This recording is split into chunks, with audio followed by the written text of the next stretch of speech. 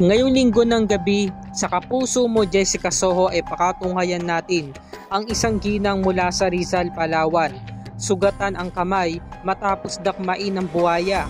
Ang ngipin ng buhaya ay bumaon at naiwan pa raw sa sugat ng biktima. Ayon sa istorya, pumunta ako sa ilog noon para kumuha ng tuway o mud clams. Ilalako ko kasi sana. Hinugasan ko po yung plastic, lagyan ko ng tuway. Wala pang isang minuto may buhaya na lamang na biglang sumakmal sa akin. Yung kamay ko nakagat niya.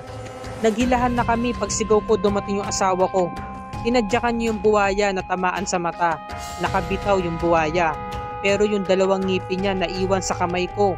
Maraming dugo talaga na lumalabas sa akin. Tinakbo nila ako sa ospital. Pag x-ray nila, dalawang ngipin nga yung naiwan.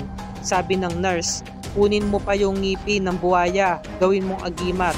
Parang natakot pa nga po ako. Hanggang ngayon mahapdi pa yung kamay ko. Ilang gabi na po na hindi ako makatulog. Eto mga isiniwalat ni Maylin. Ngayong linggo ng gabi ay kakamustahin natin kung ano ang kalagayan niya. At ano kaya ang balita sa buhaya na nandakma sa kanya. Yan ang sabay-sabay nating pakatutukan mga kapuso.